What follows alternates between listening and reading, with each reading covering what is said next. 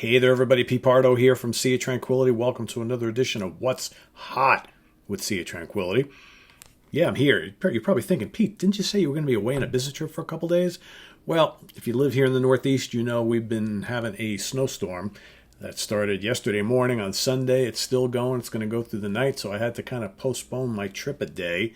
I'm going to attempt to head to Baltimore, Maryland tomorrow morning. We'll see how it goes. So I have been, working and snow blowing and shoveling snow on and off all day. So had a couple minutes. I figured I'd give you guys a brand new release, okay, that I've been meaning to do a show on for about a week or two. So I figure, you know what, I'm going to do it right now. Got some time.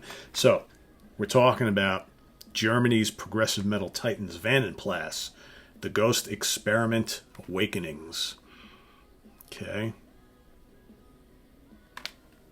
Pretty damn fantastic album, if I do say so myself. Of course, this is another concept album by these guys. They are like the kings of prog metal concept albums. So this album comes hot on the heels of, they did the two-part Chronicles of the Immortals, which was damn good. Okay, they did the rock opera Everyman. So why not do another one? And this one's going to be another two-parter. So this first part is called The Ghost Experiment-AwakenIng. And apparently sometime in early or late next year, we're going to get the part 2 to this. So here's the cover. Okay, we're looking at it right there. Just kind of go through the booklet here. Got pictures of the guys. You got lyrics, all sorts of good stuff. Who's in the band, you might ask? Okay, so we've got, of course, Andy Kuntz, I should say. Andy Kuntz, not Kuntz, Andy Kuntz on vocals. He also put together the story. It's all about a paranormal experiment, okay, with the central character named Gideon Grace, okay, and his journey as he combats demons and other creatures of darkness. Pretty cool stuff. We got Stefan Lill on guitars. We've got Gunther Wernow on keyboards, Torsten Reichert on bass, and Andreas Lill on drums.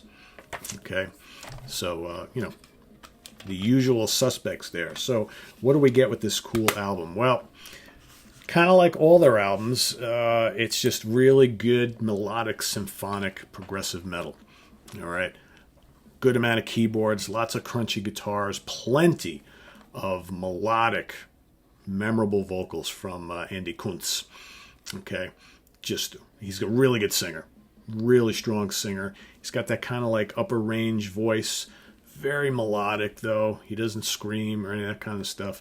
He doesn't growl. It's just very, very good kind of mid to upper level melodic metal singing. All right. A lot of chugging guitars. Plenty of blazing kind of guitar and synth solos. Great rhythms. Like I said, some of the tunes, they've always kind of been compared to Dream Theater.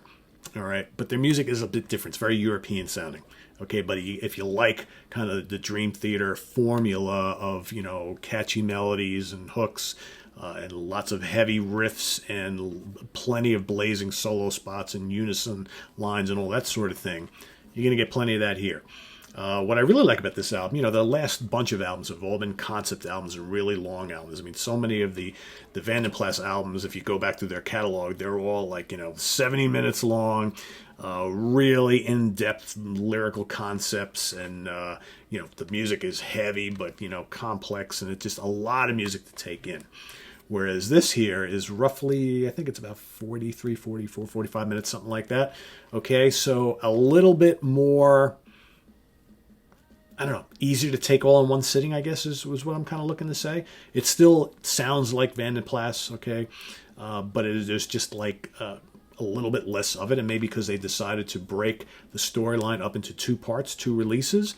A good thing, in my opinion, all right? I like having, all that kind of really engaging but, intricate Vanden Plas musical territory, but instead of like trying to digest it all, an hour and 10 minutes or whatever, here you have it, well under an hour, and it just kind of just a little easier to take in all in one sitting for me. So I find myself going through this album, and playing it all the way through and just like, yeah, that's good, going back to a couple tracks.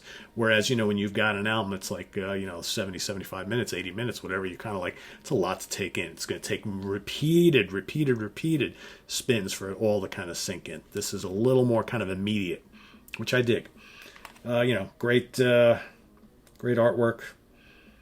They're on a great label, of course. InsideOut Records. It's just good stuff all around. Good stuff all around. The Ghost Experiment-AwakenIng. Basically part 1. So look out for part 2 sometime in 2020. All right. Go to our website, www.seaoftranquility.org, and read the entire review. Pretty in-depth review I put up there about a week or 2 ago. So you can check that out. All right. But I think if you're a progressive metal fan, if you've been following these guys or not, it's a good one. It's a great late addition to the top picks of the year as far as I'm concerned. One of the better progressive metal albums released this year that I've heard. So, again, visit us on the web at www.seaoftranquility.org. We're on Facebook. We're on Twitter. Of course, we're on YouTube all the damn time. I might try to squeeze another couple of one of these because I've got brand new releases from, we got Angel Witch. We got the Flower Kings. We got Jeff Lindsay LO. We got Joe Bonamassa. We got the Magpie Salute. That's actually coming up next. So we'll see you guys then. All right. Take care. Bye-bye.